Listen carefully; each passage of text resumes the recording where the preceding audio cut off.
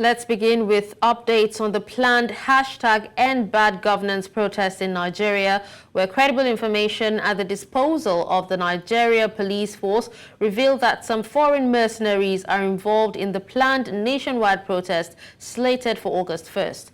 This is according to Inspector General of Police Kayode Egbetokun, who briefed journalists in Abuja on Friday, asking all groups planning to participate in the demonstrations to submit their details to the commissioners of police in their respective states. During the briefing, the IGP commended patriots who have withdrawn from the protest due to apparent sinister motives and ignorance of those calling for violence. The social media has been buzzed with the End Bad Governance in Nigeria, meant to hold across the 36 states of the Federation and the FCT from August 1st to August 10th.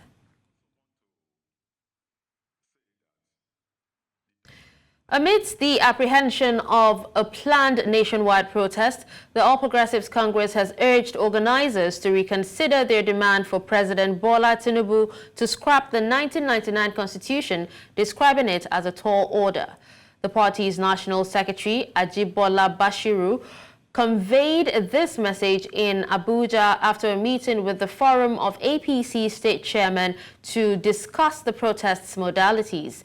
Bashiru said the renewed call for the president to abandon the constitution he swore to uphold is a mission impossible, as President Tinubu alone lacks the authority to unilaterally discard or alter the 1999 constitution. He also emphasized that the 15 demands outlined by the protest organizers are not issues to be addressed through protests. Meanwhile, a former governor of Kano State and NNPP leader, Rabiu Kwankwaso, is urging Nigerians to utilize the power of the ballot box to address the country's economic hardships instead of resorting to protests. And in a statement published on his official X handle on Saturday, Kwankwaso acknowledged the widespread frustration with bad governance, but cautioned against protests, citing the potential for violence and chaos. He attributed the economic crisis to poor leadership and called for good governance, transparency, and accountability. Kwankwaso also highlighted recent political and economic issues, including interference in Kano State's chieftaincy matters and the controversy surrounding the Samoa Agreement. He appealed to leaders to tackle the country's challenges and urged Nigerians to be patient and support the government in its efforts to succeed. A group of young people in Enugu State have urged citizens to avoid participating in any protest that could potentially destabilize both the nation and the state. The group, operating under the aegis of Young Innovative Group, stated on Friday that while the economic situation in the country provides sufficient reason for protests, people need to be cautious about the possibility of it being hijacked by criminals. The group's leader called on the federal government on the Enugu State and the Enugu State government to address the unemployment rate in Nigeria and the state. Also, the singular honor to of this nature. While the proposed nationwide hunger protest on August 1st, 2024 is justifiable, owing to the current state of affairs of our country, we call for peace and calmness in Enugu State and a rethink and retreat from the proposed protest by our dear youths. We are not oblivious of the possibilities of the proposed nationwide hunger protest being hijacked by perpetrators of evil and hoodlums. Hence, the youths of Enugu State must withdraw and distance ourselves from such destructions of our common heritage. We are also calling on the federal government and the state government under His Excellency Governor Peter Ndubisimba to engage Enugu youths in a dialogue on the best way to close the gap in unemployment ratio and poverty headcount index ratio in the state, especially among the youths. Joining us to discuss the planned nationwide protest is the security analyst Salahuddin Hashim. Hello, Salahuddin. It's a pleasure having you on the news. Can you hear me? All right, please, can you go ahead and share your thoughts on the statement by the IG that foreign mercenaries are behind the planned protest?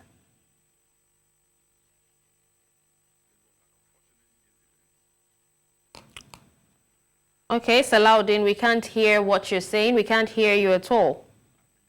Please, can you unmute your mic?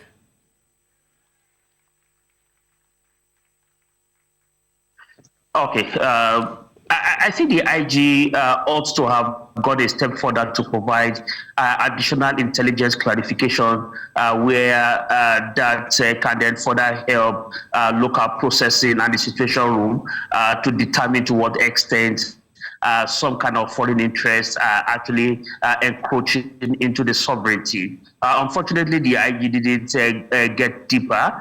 He only provided a little bit of a cosmetics into some of those perspectives where they believe that there were some external political interests who were therefore coming to offer some level of local stability.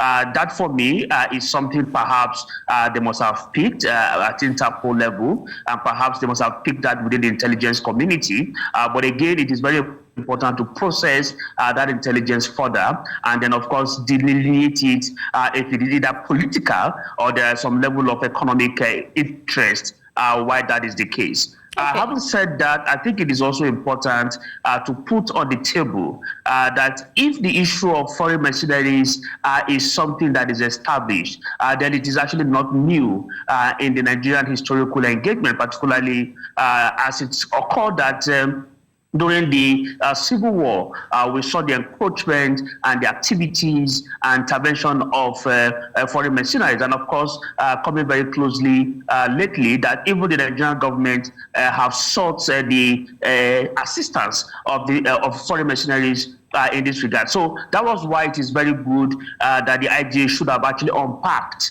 what he meant by foreign interests or mercenaries who are providing this sponsor. Are they providing the sponsor for purposes of political destabilization, or that there are some economic interests in the country that they are actually pursuing? So it is very important to have that clarification. With that said, I think again it is very important to put on the table that as we get into August 1st, where citizens want to freely express their interest, that again they must understand where the red line and the red tapes and then of course okay, so just before you go ahead, Salaudin, kindly go ahead and speak to us on the implications of foreign mercenaries' involvement in nationwide protests on our national security. That's, you know, if it's actually going to happen.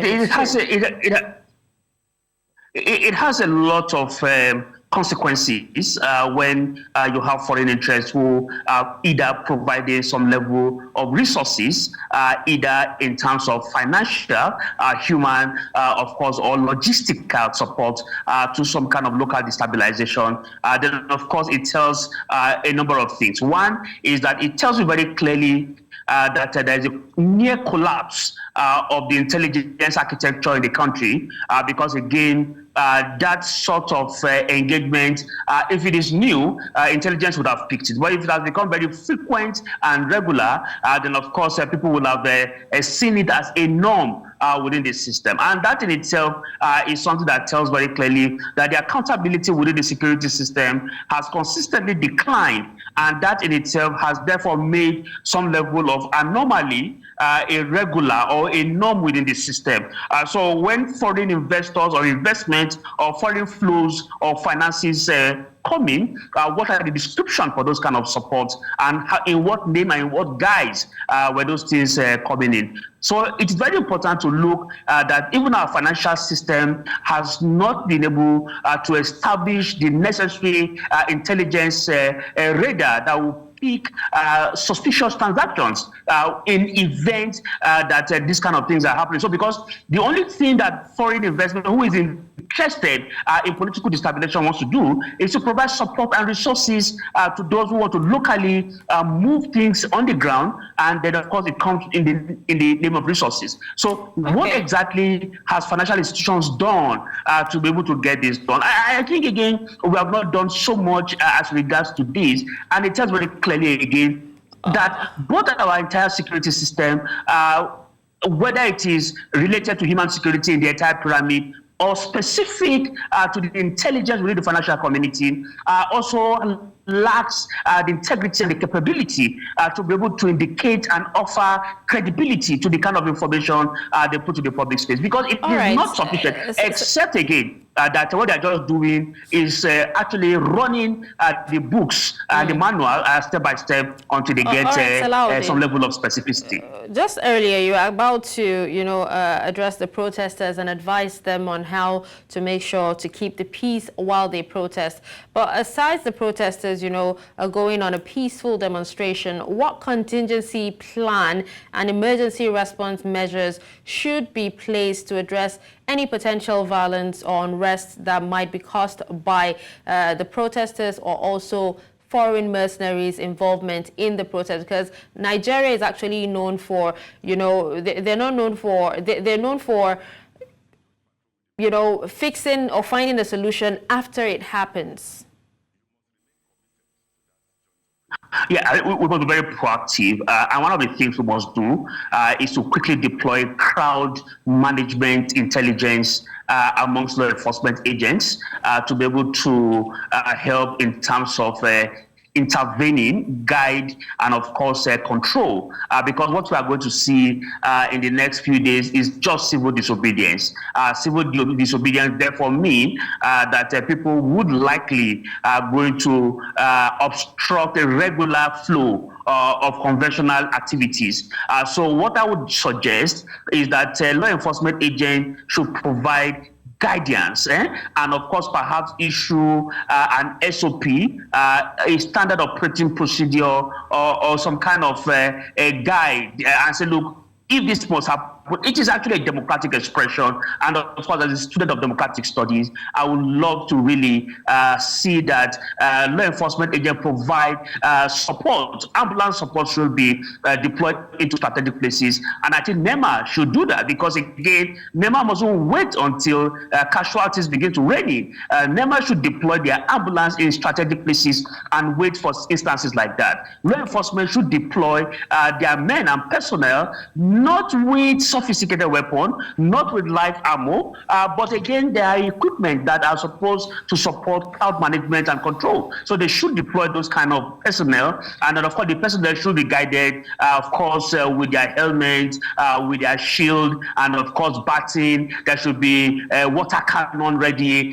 These are the kind of equipment you need for instances like this. So these things should be put in strategic positioning to be able to help guide. And of course, FRSC can come in to help in terms of understanding the routes they want to take and how to help them, guide them through the routes. So interagency response plan. What is the interagency response plan to what we already see? Because NSCDC therefore has the responsibility with critical infrastructure, deploying your personnel to critical infrastructures across the country to protect and guide, and then of course offer some level of interface. What are the strategic civil-military relations interventions and conversations that we must have? So every security agency has a role to play in this, and there must be an interagency communication or action plan that will help to guide what we're going to see in the next few days.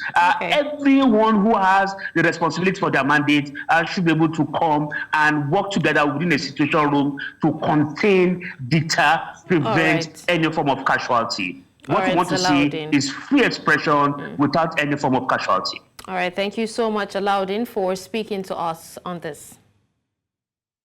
Thank you very much for having me.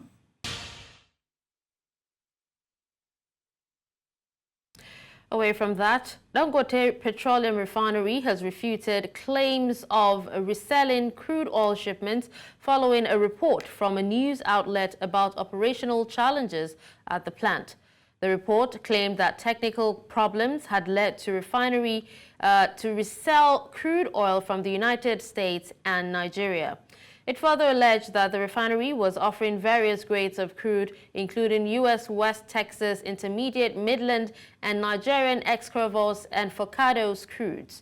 However, Dangote Group, in a statement on Saturday by its Chief Branding and Communication Officer, Anthony Chiejina, dismissed the claims as false and aimed at discrediting the refinery. Chiejina urged the public to disregard such news as it only intends to scuttle the refinery.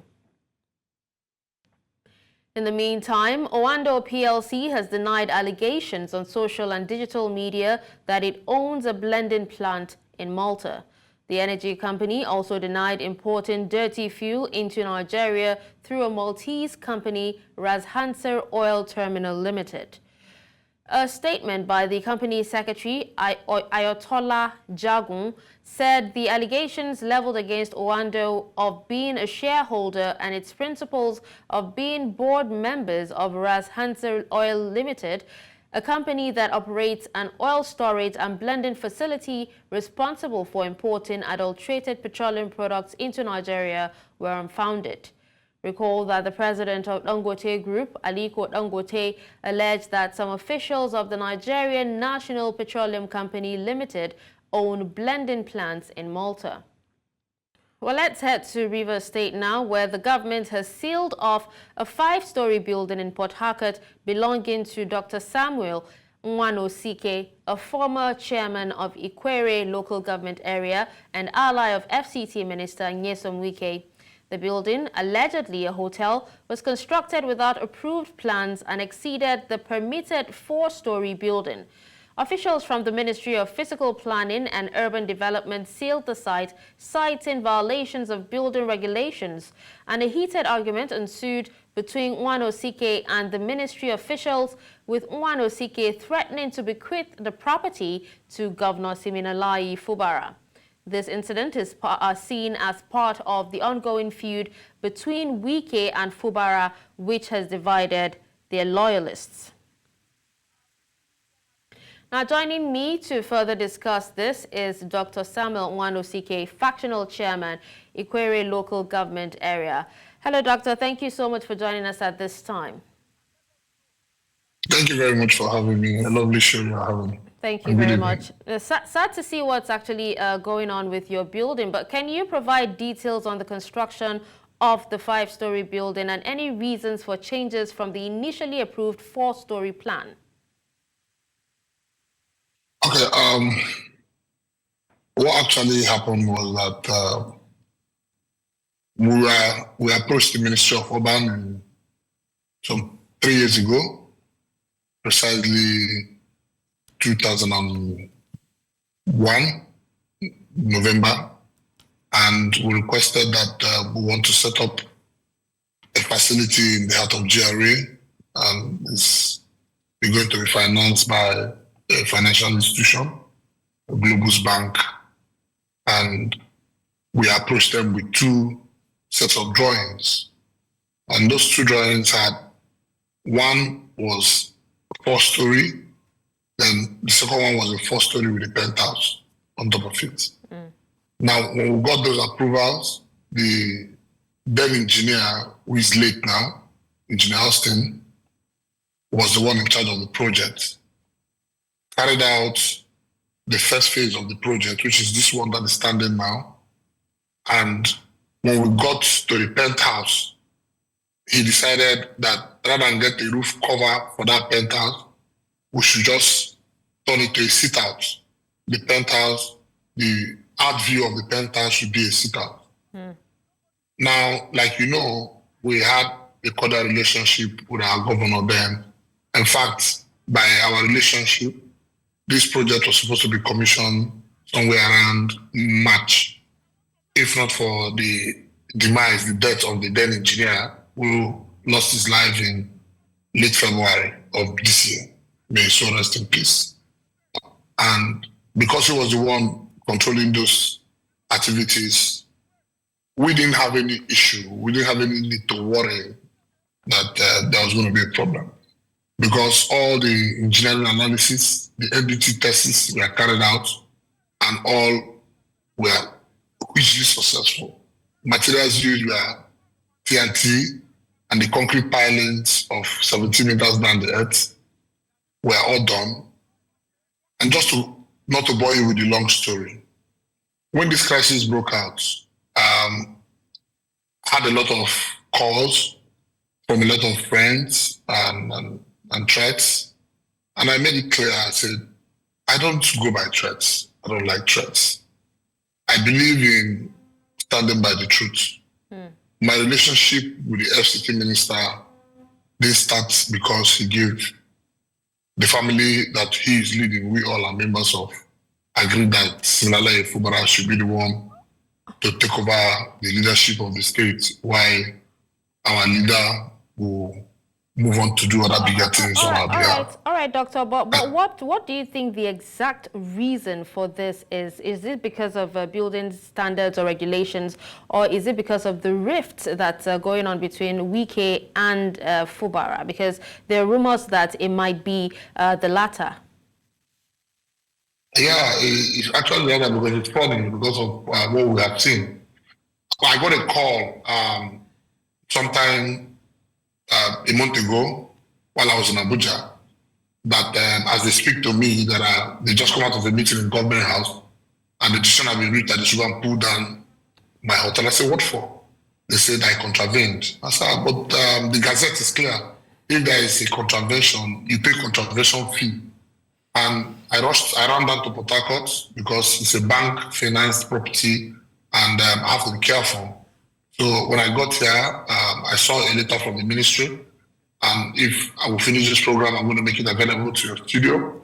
I didn't know that this was the reason why I was called to have this discussion with you. And so I would have either given you upfront this document so that as we're speaking, that's fine. We'll Nigerians actually, will have the opportunity. Yes. We'll get it for our Nigerians subsequent bulletin.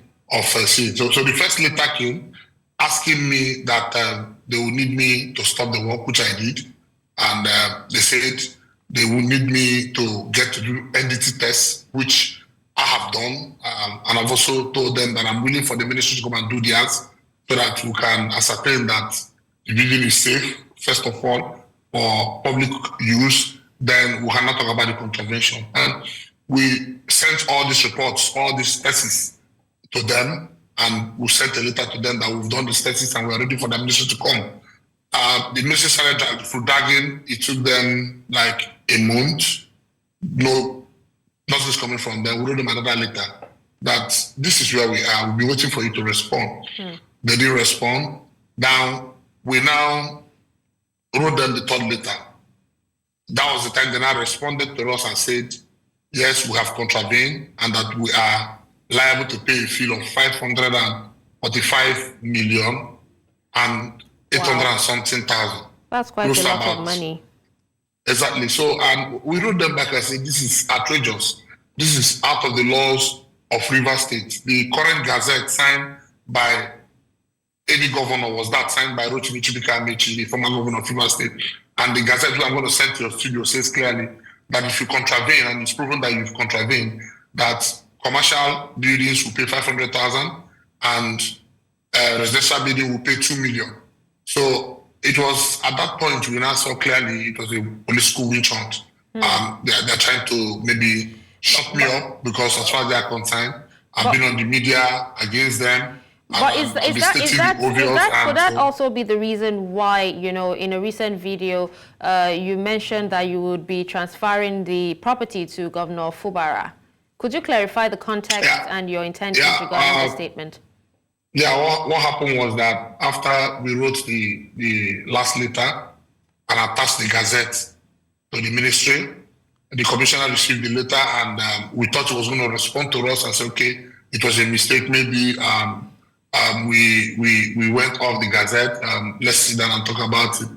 We didn't see such letter, then all we saw was a mobilization of a lot of hoodlums and security men with the commissioner. And my house is just close to the hotel in GRA. Fortunately, I was at home and preparing to go for a meeting. I was called that the commissioner was there.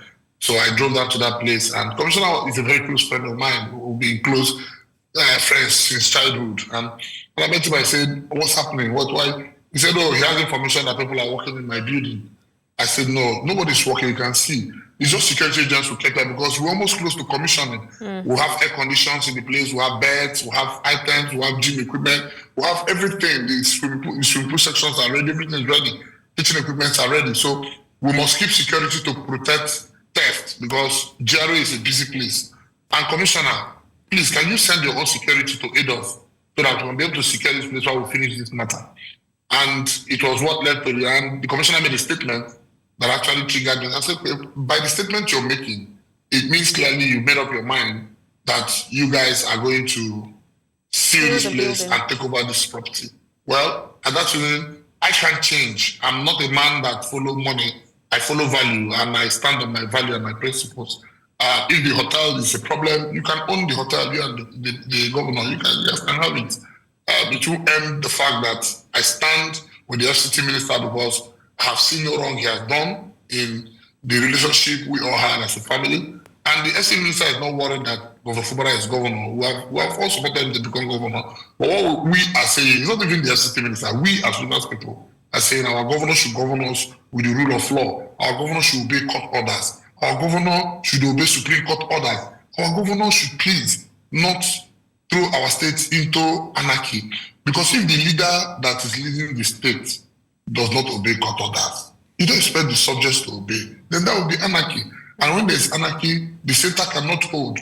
So it will be a problem. Investors will leave the state. Even what is happening now, the witch hunting on me, trying to stop my business, is telling on a lot of business people, like, if you disagree with the governor, your business will be pulled down. That's the impression that is in the streets today, and which is not good for economic growth of the state. Every state is thinking of how to be. You saw what's happening in Enugu state. You start saying we don't want protests because we want investors to come to our land. Okay. And we think that's what our governor should do. So we're asking the governor, please, govern Rivers State with the rule of law, get an appropriation budget to manage the. It is shocking. The budget, it read a report recently and said Rivers State has gotten close to almost 300 billion in 1 year, close to Delta State. And as I speak, there is nothing to show for it. No appropriation to manage those funds. Okay, and Doctor. So that was why that statement was made. Doctor, sadly, due to time constraints, we do hope, we have to actually wrap up here, but we do hope that this issue is settled amicably and you get to, have your hotel back. But thank you so much, Dr. Nwano CK, for joining us and speaking to us. Thank you very much for the opportunity you're giving to me. I appreciate it. Away from that, President Bola Tinubu has expressed condolences to the family of late Senator Ifeanyi Ubah, who passed away on Saturday. Now, in a statement by his special advisor on media and publicity, Ajurin Galale, the president also commiserated with the friends and colleagues of the late senator, the National Assembly, and the government of the people of Anambra State over the sad loss. The president prayed for the repose of the soul of the departed lawmaker, as well as strength and comfort to his family during this difficult time. Tinubu also extended his condolences to the family of the late Senator Ifeanyi Ubah.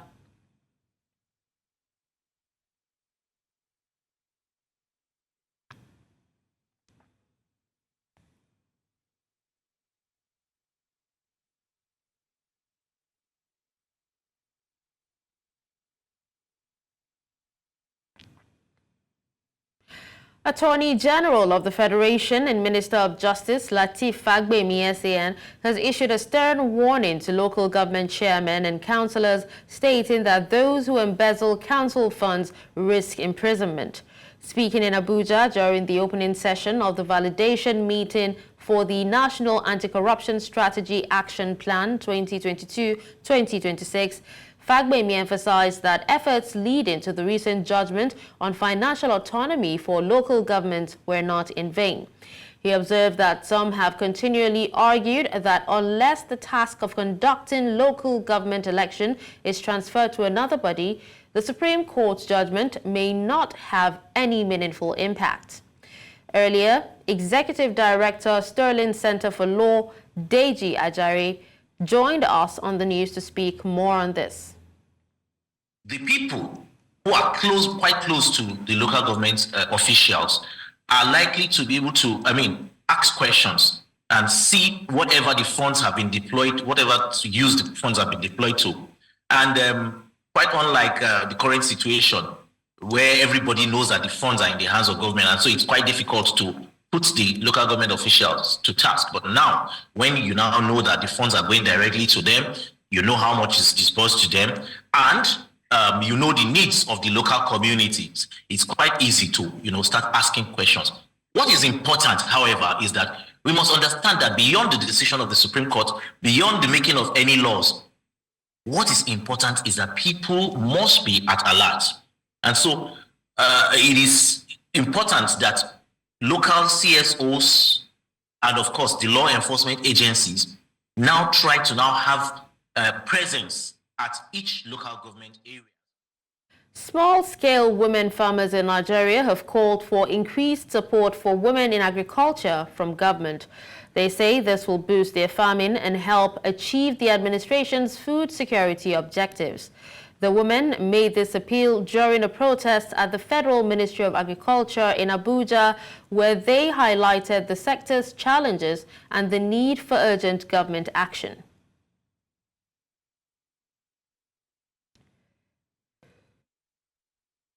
At least this 10% Malabo declaration that head of state signed, we want to see the implementation of that 10%, so that if money they are available, at least it will reach us rural areas. But if money is not there, we cannot see anything. Even to smell, we can't smell anything. So we need government to do.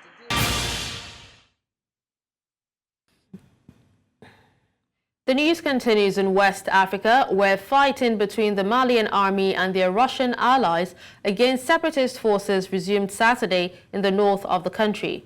According to an aid worker in the north, combat had resumed near Zakak on the road to Kidal, pitting rebels against Wagner and Malian soldiers. The military leaders that took power in the 2020 coup have made a priority to retake all of the country from separatist and jihadist forces. The army retook several districts from Tuareg separatists in 2023, particularly Kidal, a pro-independence northern bastion, leading the rebels to disperse throughout the mountainous desert region. Mali has been unsettled by violence by jihadists, separatists, and criminal groups since 2012. In Niger's capital, Niamey, thousands gathered to commemorate the first anniversary of the military coup that brought the current junta to power. Supporters chanted the name of junta leader Abdurrahman Chiani. The event was heavily secured, featuring armored vehicles and traditional drumming. Prime Minister Ali Mahaman Lamin Zain hailed the turnout as unprecedented. Now, since seizing power, the junta has expelled French forces and is preparing for the departure of U.S. troops and has formed alliance with neighboring militia or military-led countries. Now, the event prominently displayed flags of new allies, Turkey, Iran, and Russia. Meanwhile, ousted President Mohamed Bazoum remains under detention.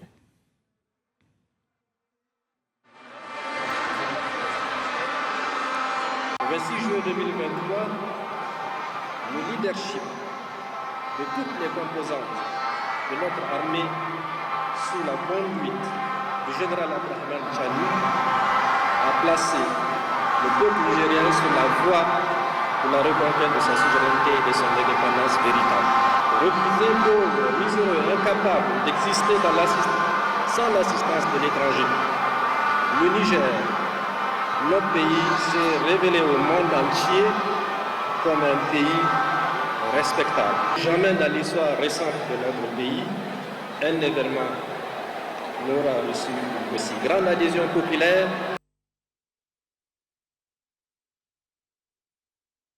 Let's head to East Africa now, where besieged Sudanese paramilitary forces pounded El Fasher on Saturday, killing 22 and wounded at least 17 people in Darfur's Lest city outside their control.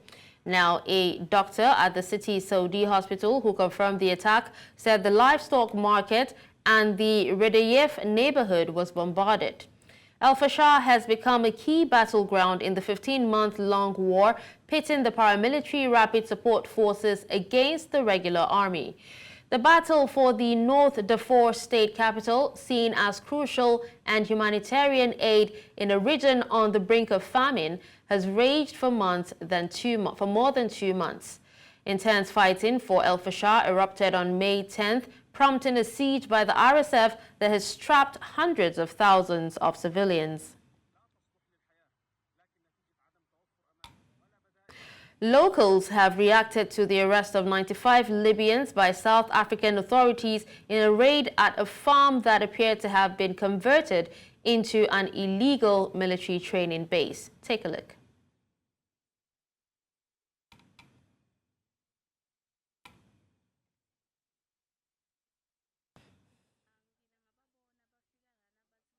Impahla tabo bona bebangasiyi-threat emphakathini just that bebadinathela tshwala bafike betoxoxa nathi lana bathengise impahla tabo then bajike bahamba bathi bebahlala ngalaphaya kamadonora. No, kona ama-Libyan siwabonile la emganduzweni but simangele ukuthi bebamasosha thina sathi ukuthi abantu labafikile endzaweni nje bathinzizela uka singathuka ngoba lento thina besingathi ukuthi kwenzakalani ngabo nothi sibona abantu bahamba most of the time bahamba bojike emshatha ngetinyawo babonakala lapho bamisa ama-taxi but abantu bama-taxi babangabavisisi ukuthi bafunani ngoba lento lebayikhulumako sonke besingayiva.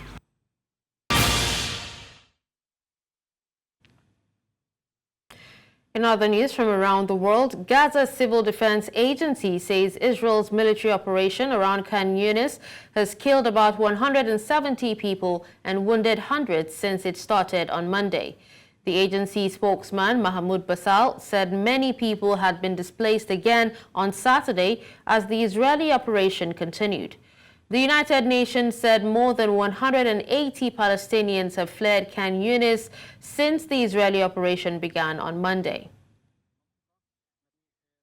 كان يونس منذ بداية العملية العسكرية على هذه المنطقة نتحدث عن قرابة 170 شهيد ارتقوا في هذه العملية العسكرية التي تقوم فيها قوات الاحتلال الإسرائيلي في منطقة خان يونس، واليوم تمتد هذه الجرائم وهناك عمليات نزوح بشكل كبير جدا في منطقة خان يونس. السؤال الذي يطرح نفسه أين سيذهب هؤلاء المواطنين الذين نزحوا من المناطق الشرقية بعد التهديد من قبل قوات الاحتلال الإسرائيلي الذي يشاهد الآن واقع الناس في منطقة خان يونس؟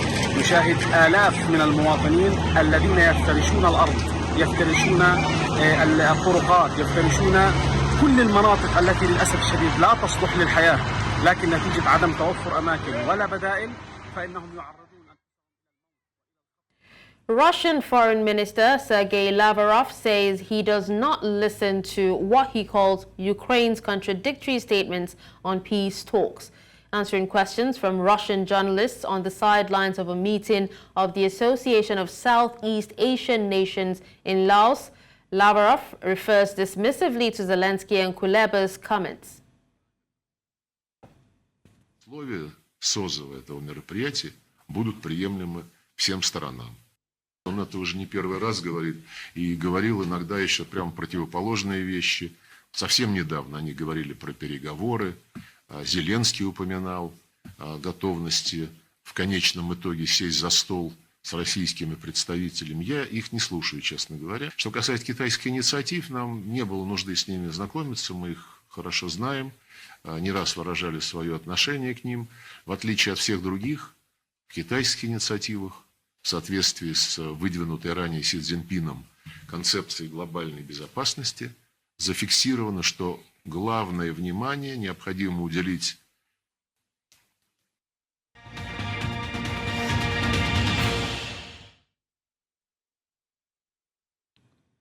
In the world of sports, Brazilian forward Endrick shed tears of pride after signing a 6-year contract with Real Madrid days after celebrating his 18th birthday. The La Liga club had agreed to sign Endrick from Sao Paulo-based Palmeiras in 2022 with a view to him joining Madrid in July 2024 after turning 18. Endrick, who will wear Real's numbered 16 jersey, was signed for an initial fee of 35 million euros with a further 25 million euros in possible add-ons.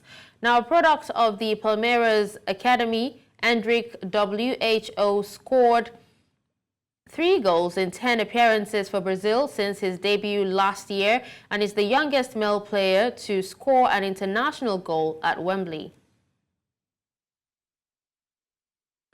France staged a thrilling comeback to defeat South Africa 19-5 in the Rugby Sevens semi-final, setting up a gold medal match against double Olympic champions Fiji. The first half ended scoreless, but South Africa broke the deadlock early in the second. France responded quickly with tries from Ryan Rebach and Jordan Sipo. In the other semi-final, Fiji overcame a slow start to defeat Australia 31-7. After conceding an early try, Fiji's precision and skill shone through with scores from Joji Nasova, Yosefo Blewarika, Kaminieli Risaku, and Celestino Ravutomada.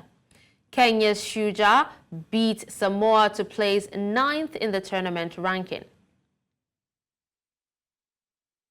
Still talking sports, world number 1 Iga Swiatek began her Olympic tennis campaign with a 6-2, 7-5 victory over Romania's Irina Camelia-Begu at Roland Garros despite torrential rain causing major schedule disruptions. Playing under the roof of court Philippe Cartier, Swiatek, fresh from her 4th French Open title, dominated the first set but had to rally in the second. The Polish star will face either Diane Parry or Nadia Podoroska in the next round. Italian Jasmine Paolini, runner-up to Swiatek at the French Open, also advanced by defeating Anna Bogdan. Now, meanwhile, matches on outside courts were delayed by over 4 hours due to the weather. And that's all at this hour. But before we go, let's take another look at some of our top stories. We told you that Inspector General of Police has said foreign mercenaries are behind planned nationwide protests. We also told you that Army has resumed hostilities with separatists in northern Mali. Finally, you heard that 22 people dead, many wounded in shelling of El Fasher in Sudan. Send your eyewitness report to the WhatsApp number on the screen. Do follow us on social media. We are at News Central TV. You can watch News Central live on DSTV channel 422, Star Times channel 274, Avo TV, and YouTube. Many thanks for watching. I'm Dashen, Usman.